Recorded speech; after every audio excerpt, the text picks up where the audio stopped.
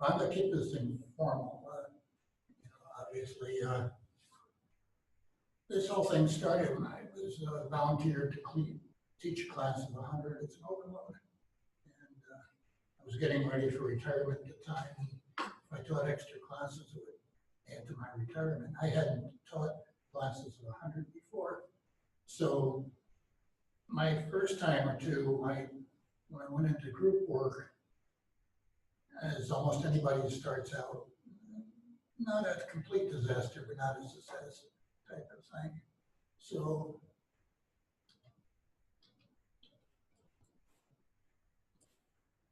okay, the problem is I had 100+ students in the class, and you break it up into groups, and problems are that how do you get everybody involved? Usually in a group, there's one or two that work and others that, passed out. And students learning, that's a percentage from the research you should quote it, but essentially lecture. Actually, this is from Dell's Cone of Learning. It's made up, those numbers. The logic is true, but the numbers are actually made up. Oh, okay. Yeah. But it's a rough idea of how we learn. Oh. Let's try the clicker out. Oops. Wow. Thank you very much. I have my phone on me, John. Okay, thank you. Good luck.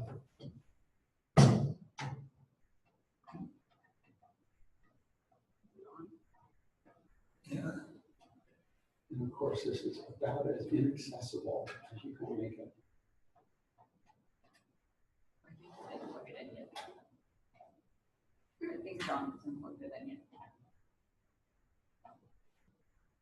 There. Now it should work. Okay. Okay. Great.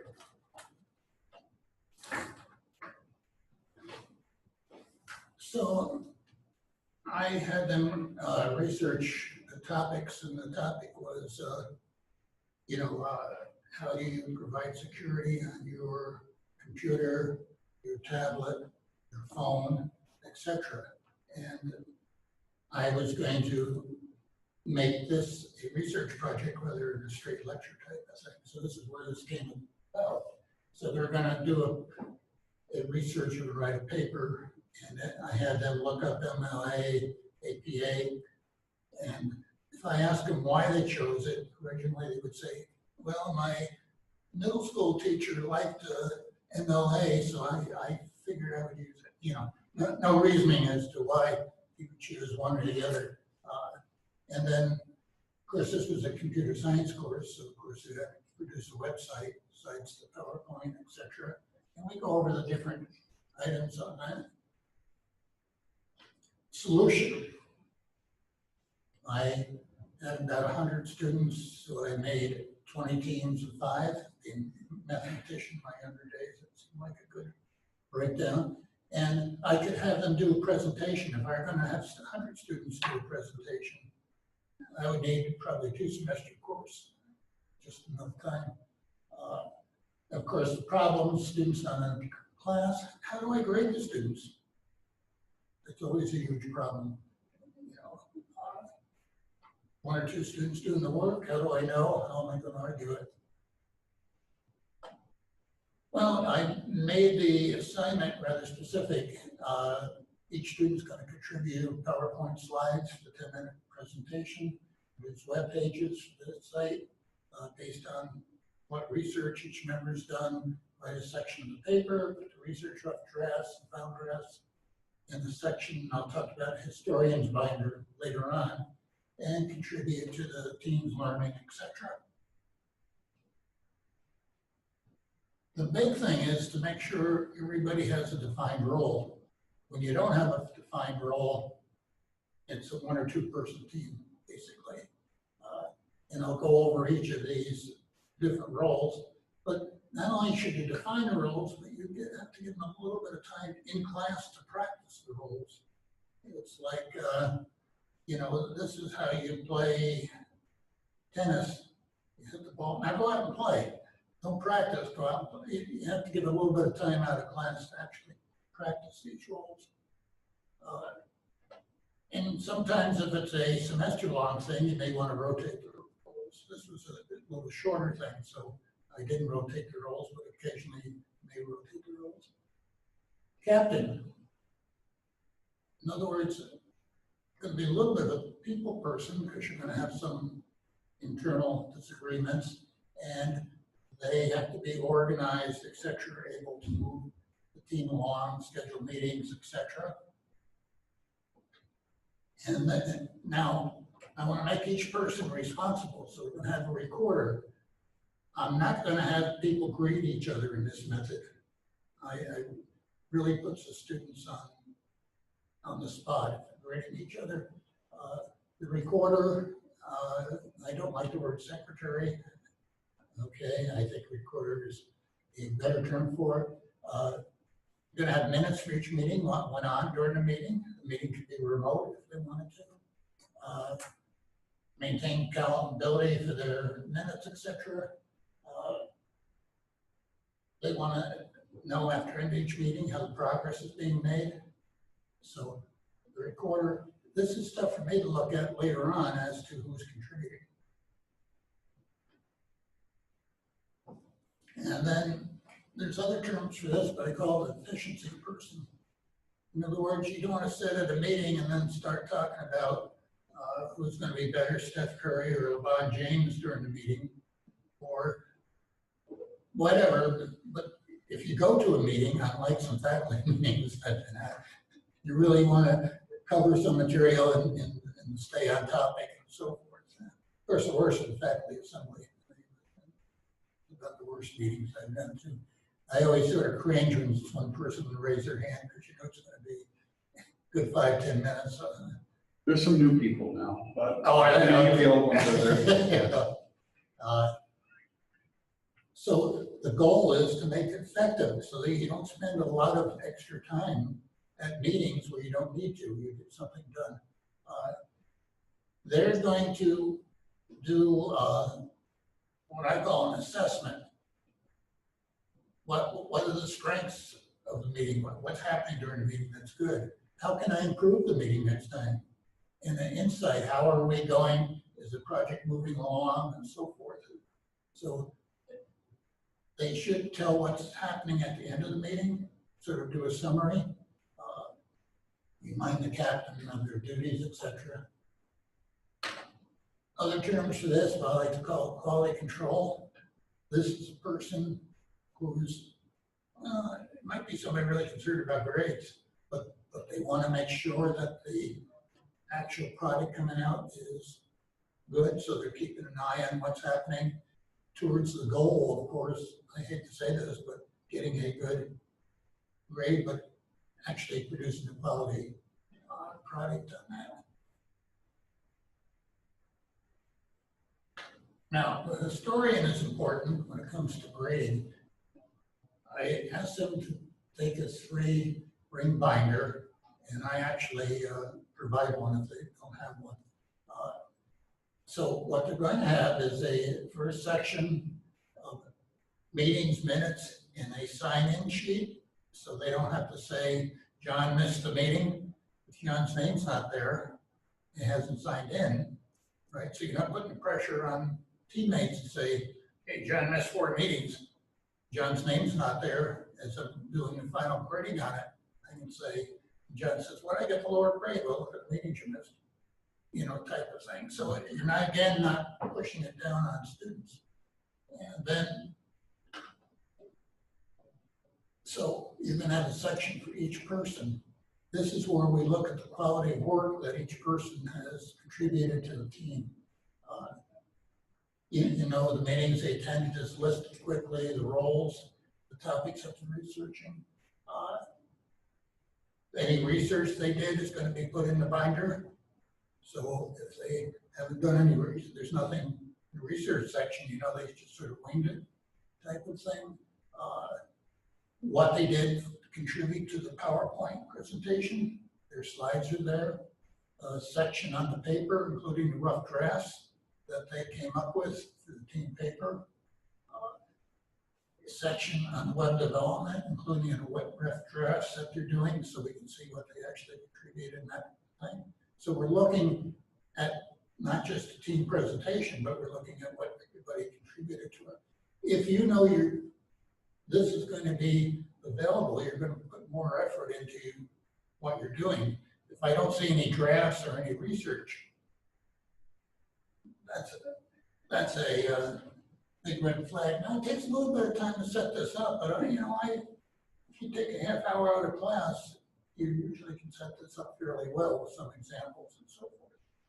I'm just wondering, one way of doing this maybe might be for the instructor to create, say, 20 Google Drive or Google Drive folders, share them with the teams, and then have them use Google Slides, because then you could actually go in and see who contributed what, Sure. like revision history.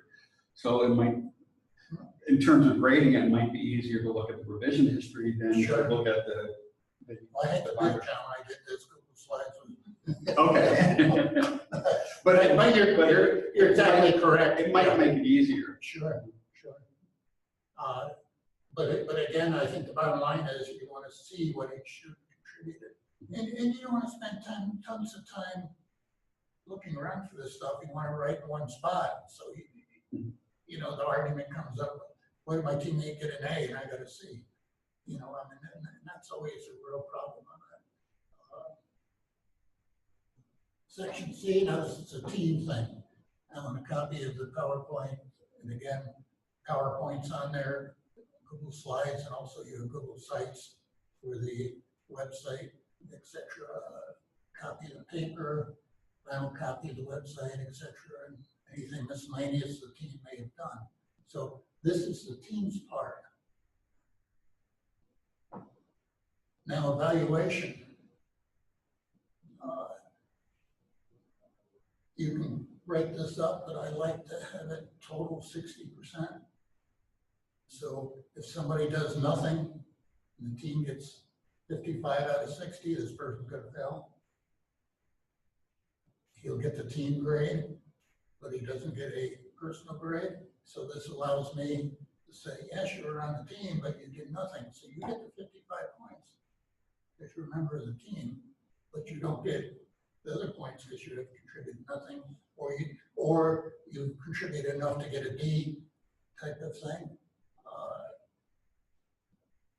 And then the personal grade. So there's a team grade and a personal grade that allows me to differentiate without asking members of the team to say so-and-so goofed off, or heck, let's give everybody an A, type of thing. And you go into the binder on this, and you can look up all this material now, and it doesn't take a ton of time to leaf through this. So, you have 20 binders rather than 100 papers, or, 20 folders on the computer, however you want to do it. And again, you can break the percentages up however you want. You may not want more for the paper, maybe, but as long as it adds up to 40%. Why am I going 60-40? Because I want to make sure if they didn't do anything, they're not going to pass. And it gives me a thing.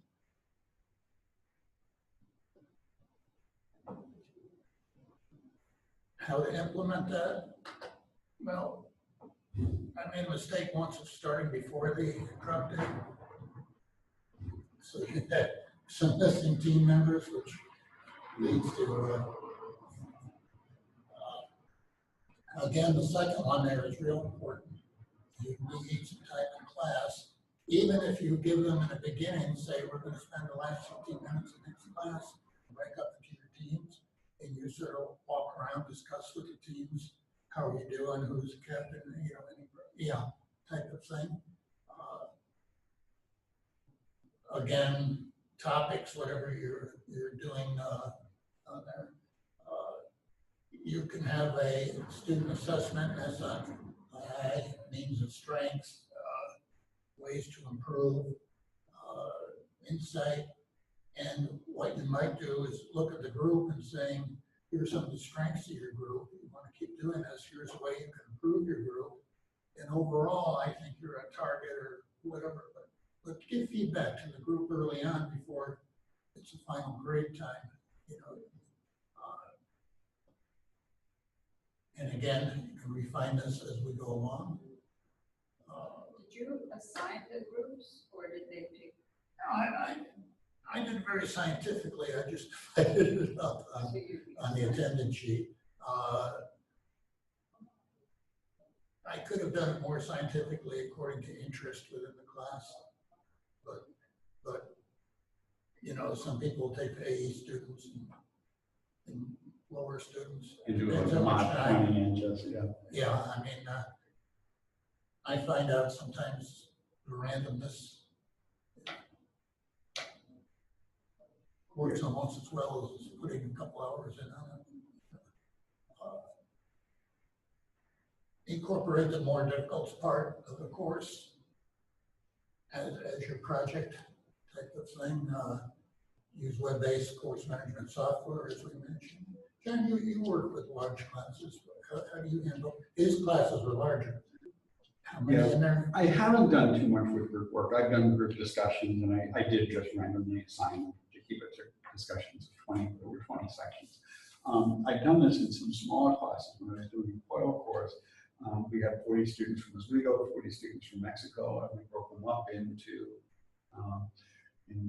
20 teams with 4 on a team, 2 US and 2 Mexican students. And I did something similar. I didn't assign roles, but assigning roles is a really good idea. If I was to do it again, I'd probably do that.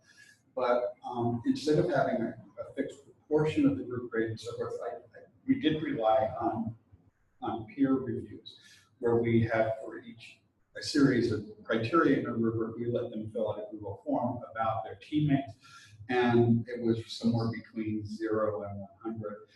And we weighted the project grade by the proportion that that person was, you know, that if they worked up to expectations, they got the group grade. If they only participated in half of the activities, as measured by the average of the peers, they got half of the group grade and so forth.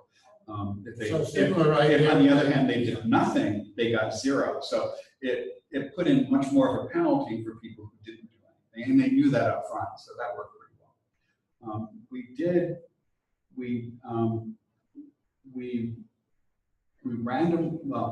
In that case, we didn't randomly assign the groups. I randomly assigned the Oswego side, but what they did on the Mexican side is, because there was a language issue, the instructor there was teaching a face-to-face class, mine was online. But what she did is she made sure that each team, each of the 2 people team, had someone who was really strong in English to help with translation, because our students here were not so proficient in Spanish. So it was non-random. But one of the things that happened is we have, you know, one of the problems with teams is that you do get some students who don't do much at all or are very cooperative. Exactly. And what we were going to try, if we did it again, we intended to, but then she got moved into administrative positions, we haven't done it. But our plan was to, the next time, let students post profiles, and partly because they were meeting students from other countries, and to select partners where they describe their interests, their background, and so forth. And what we were hoping was, the problem we faced was that we had, in some of the teams, maybe a quarter of the teams, the Mexican students worked extremely hard and the American students contributed little or nothing. In about a quarter of the teams, the US students worked really hard and the Mexican students contributed very little. And in the others, it generally worked pretty well. There was one team where neither side did much, but so about half the teams were really productive. About half the team in total had a problem where one side didn't contribute as much. So what we were going to do is do a matching where we'd have people post short videos. We had intro already videos, but we were going to use that and let people self-select and form teams, with the argument that the better students were the first ones to look at things. And so the better students, the more diligent students would match up naturally. And then the people who didn't get around to doing it, we'd either assign or they just match up with whoever was left over. And, you know, what we felt bad about was we had some really hardworking people on either side who were paired with people from the other country didn't do so well. We were hoping to match up the stronger students with, or the more enthused and more productive students with others. Yeah, once a minute. That was an unusual circumstance. Well, several semesters though, I have to admit, I pulled out students with spotty attendance and everything and put them into a group rather than, Rather than having them bring down another. Yeah, You have any? But then, doesn't that also, I mean, I can see the benefit of doing that, but doesn't that also sort of not let them see the example of what the student should Yeah. do? And that Like, so is a they problem. don't get the benefit of peer. A common way of doing this sort of thing is if you do have grades in the class, just to export your grades into a spreadsheet, sort it from highest to lowest, and then just do That's a like good a idea. mod 20, or if you have 20 group, just go through 1 to 20, repeat that all the way down. And so you get, in the first 20 groups, you get one of your highest ranked rated students, and you get the next, and that way you get a fairly balanced and reasonably diverse group, At least in terms of grades to date. The other question I had was, so this was for a long-term project. This was Right, for, like a- this was for a project, say, research on security. Right, but it's several classes, so. Yeah, oh, definitely, Right, right, yeah. so when you do a group activity, I guess, in class, so it's very short term. I've tried doing this rule assignment too, because I've read that that's supposed to help. Mhm. But I didn't know how well it worked for a short term project, because like you said, they don't get time to practice the role. Yeah. I felt like they didn't know what they were supposed to do, and I didn't know that they benefited. Well, I do something similar in short term. There's different browsers out there other than Google and Chrome, so forth. We have a class that we look into what type of advanced search techniques they are in different browsers, what are the strengths of different browsers. There's probably, you can name 10 different browsers that have different strengths out there. What I do is form small teams in that respect. What I do, let me just explain this quickly. We form small teams. They search advanced techniques, say on Bing, Microsoft search engine, not browser, search engines. And they will then write down what the advanced search techniques are. I ask each member of the team to write down what they found. And then on top of that, put a summary. Okay, and then what I do is we have after we look at each browser individually during the class, I have a little game where I give out bonus points. I say, find XYZ, find a picture of hydrania or something on the web. And the team that gets it first gets a point headed to their next exam. Now, at one point, I was 600, 700, gets them all into this for some reason. But I'm then able to look at what they did by having each of them write their own reflection and then get together for a quick team reflection and put on top. So this is sort of this shrunk down, that if a person doesn't have a sheet in there, they can contribute anything type of thing. So that, again, what you really want is people to get involved, and people get involved more when it's in the evaluation system. Does this count? I mean, that's a typical response. Is it, John? Going back to your question about persistence of teams, people who work with the team-based learning approach recommend that you keep teams persistent through the semester so that they can improve their skills and they can become better at working in team processes and learn along the way. And then do they stay in the same role throughout the semester? Well, that's a little bit different. The team-based learning it's a trademark term where you do short lectures and then you give them these tests first as a group and then by team. And in the team-based learning, they take the quizzes themselves, those little scratch-off sheets. I don't know if you've seen them. They're multiple choice questions on the topic that you create, but then they select their answers, and then they meet as a group to select answers. And then it's graded where a portion of the grade is based on their own work, and then the other portion is based on group grade.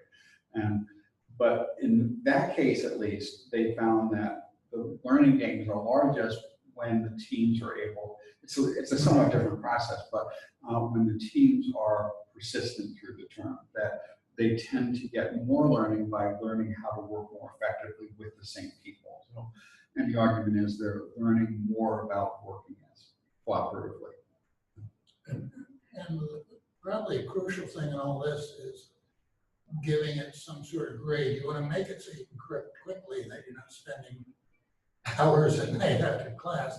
You can go through it somehow quickly, lead through and end up giving people some sort of grade. But if it's not graded, let John do the research. I'll sit here, read the comics, type of thing. But all of a sudden, I'm going to be graded by what I handed in, even though the grade may be minute terms of the whole thing. I'm at least going to make an effort. But if it's not graded, I find some people just simply, and again, the worst thing you could do is make it so you're up to midnight grading these things. You want to go back to your office in 10, 15 minutes, be done. So make the system like I teach a hybrid course, and I split the class in half come in on Tuesday, half come in on Thursday. And I have them hand in a report. I'll have YouTube videos, I'll have readings, I'll have responses, everything else. I graded check plus for outstanding, check for average, check minus, low average for the next. No, I don't have hours. And what I do is I'll sort of leaf through and read some sections in detail, just eyeball other sections. But by giving it a grade, the quality of work is quite high. The mistake would be for me to say, hand in this report without any type of grade on it. Unfortunately, students have been brought up with the idea, if it doesn't count, it's not worth anything. So, Alicia, Daniel, do you have any questions or comments?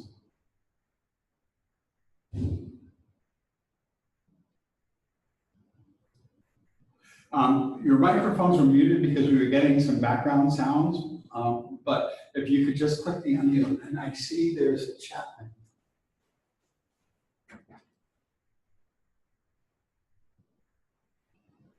And where is the chat from in the share? Let me stop the share for just a second and we'll see.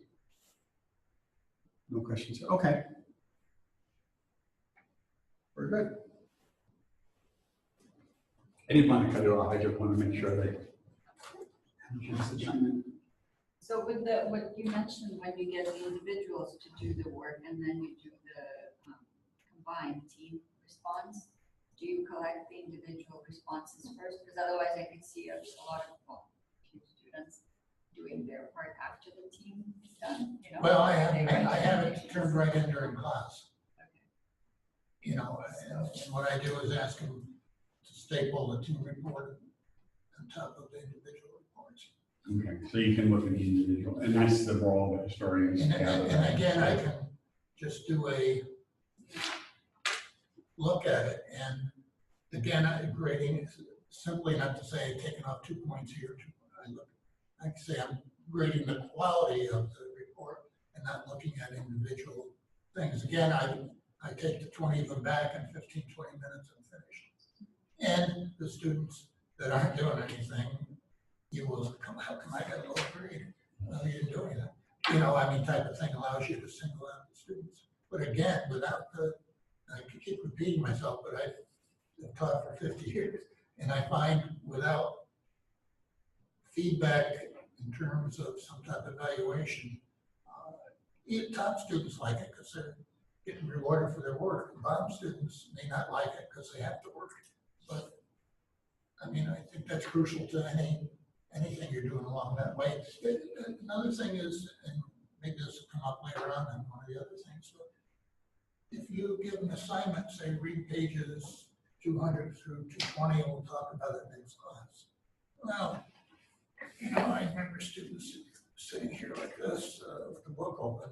Obviously, they haven't read it, but if you say at the beginning of class, next class, there's going to be a quiz on page 220 through whatever, and you can make the quiz so you can grade the darn thing in a couple of minutes. You're going to see the discussion level up here instead of down there. So again, just announce the quiz. Don't say it's going to be surprised. I always announce my quizzes because I can direct the study. And then I make the quizzes, you know, give them 5 or 10 questions and just have the answers, A, B, C, D on the side, and go right through, hand it back, but the level of discussion, and this isn't a class of 100, obviously, you know, because I never saw a good discussion group in a class of 100. Usually 1 or 2 students have their hands up, but you know, a reasonable sized class, 20, 30, now the discussion that goes on is at a much higher level because they've read the material and now you give them a chance to talk about it. So again, I think small teaching, the next one goes into that type of thing. We're constantly asking students to recall, bring back. It's very important. Now this next slide is very important. That's Fairhaven, by the way. Oh, nice.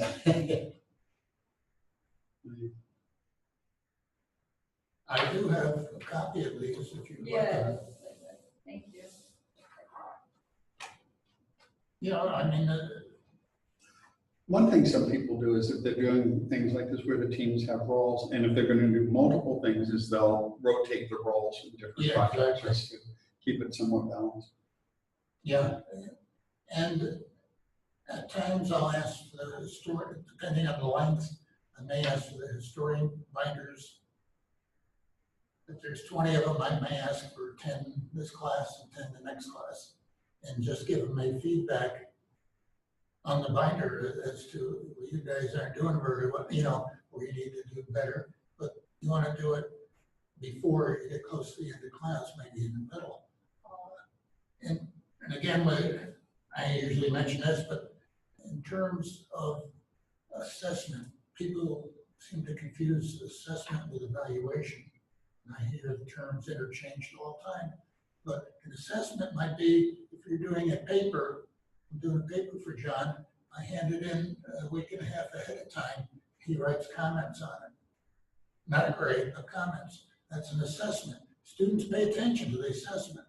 Evaluation, they look at the grade and say, D, I'm going to get more points out of this.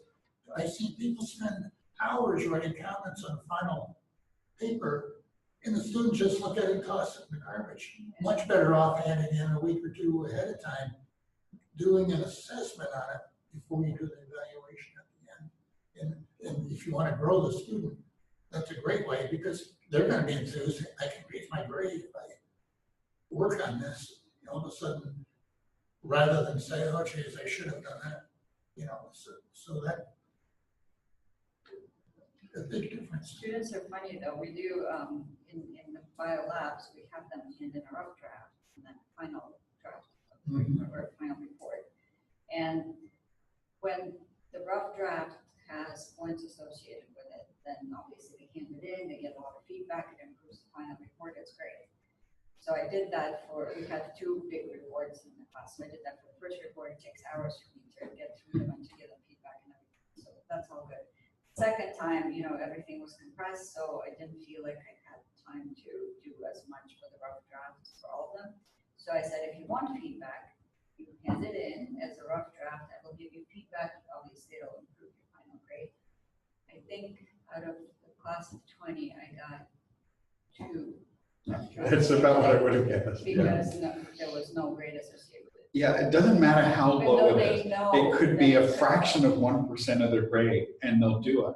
But if there's no points associated with it, they won't. But their final was so much worse because they did not get that feedback. And they Getting that didn't get assessment. it. So An interesting strategy that I used for the first time this semester is Doug McKee, who's an economist at Cornell, mentioned this when he was visiting us in January, is a two-stage exam where you first give an exam to the whole class individually. And ideally, if you have a longer class period, you give maybe 2/3 of the time for them to individually take it. They turn in the grade, and then you have them break up into groups and either take a subset of the questions, or maybe the whole thing, or different equivalent questions in groups. What I had them do, I had 55-minute classes, so for 2 of the exams, I didn't do it that way. What I did is I had them take the exam on Wednesday, I graded it, saw where the problems were, and then gave them back the questions that they had most problems with, which turned out to be most of them because it's a challenging course. And then they took it as a group, and it was so much fun watching it, because normally, what I would normally have done is given back the test and gone over it. The people who did well would sit there smiling and feel happy about it, but they wouldn't really process it much because they figured they did pretty well. The people who did badly would just get dejected and worry about whether they're going to pass the course and so forth. Instead, they came in and they were arguing about it, and they were laughing and they were joking. Said, "Oh, damn, now I get it," you know. And so they were explaining to each other. There was peer teaching, and their grades all went up.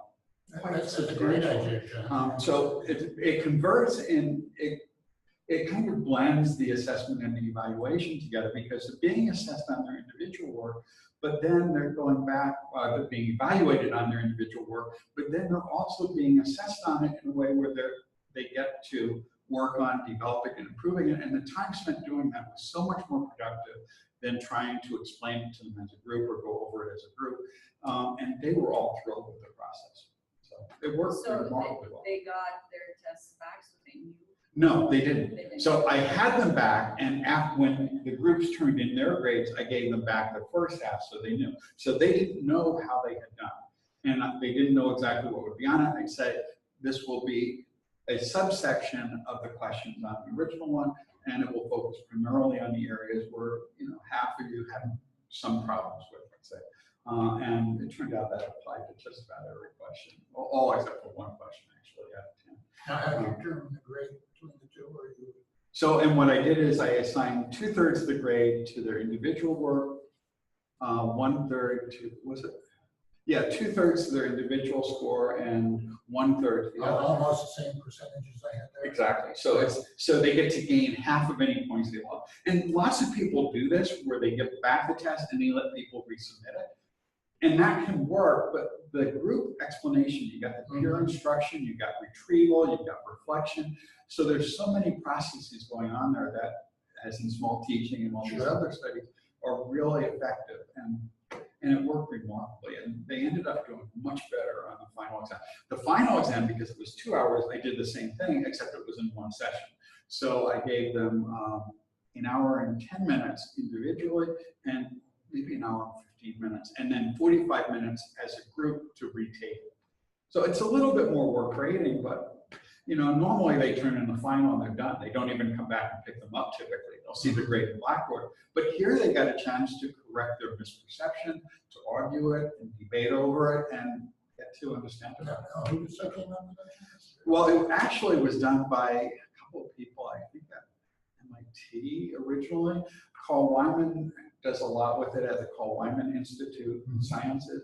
And Doug McKee was probably the first person to do it in economics and econometrics, which is the same class I'm teaching. And he actually has a Teach Better podcast down at Cornell. So he was one of our podcast guests, and he gave a talk on active learning strategies back in January. They're doing some fascinating work down there too. They got graduate student fellows who work on redesigning courses to use evidence-based practices.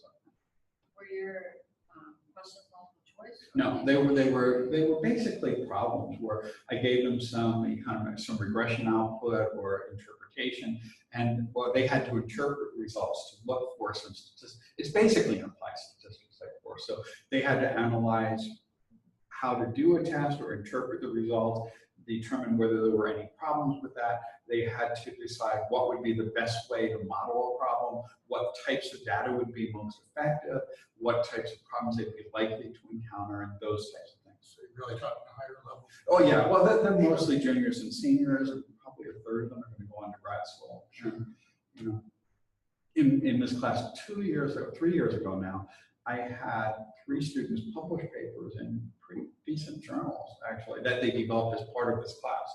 So, so there's some really good students in the class, and those really good students really help pull the other students along, especially when they start in big groups like this. And how big were your groups? I tried to keep them to 4, one went up to 5, just because we didn't have a nice even number. No, I like that. I had never thought of doing it quite that way. I hadn't either, and they loved it. They said, you should do this. You should do this again. And I will, because And then what if they, as a group, come up with the wrong answer? there was one case, now, there was one case where one person had a 98 on the original exam and the group had a 96. And I did average it anyway because he should have argued more strongly. But what Doug did, and I didn't realize this until after the fact, was no one's score is lower, so that they keep their original grade if, you know. But I did tell them they'd always have the option of opting out of the group. You know, so if the group was converging on something that they thought was wrong and they couldn't convince the group, I would let them opt out of the group thing and they could just use their individual grade. That didn't happen. They all left feeling that the group did better. And out of the 20, 30 students, whatever it was, there was only one case where one person's score was 2 points higher than the group that they were. And they just let themselves be convinced that they were wrong, a minor point. But it works so well. Oh, yeah, no, I mean, that's especially for the higher level classes. I mean, it's, Yeah, because they were doing evaluation, interpretation, and synthesis, you know. good. Well, thank you for Thank you coming. very much.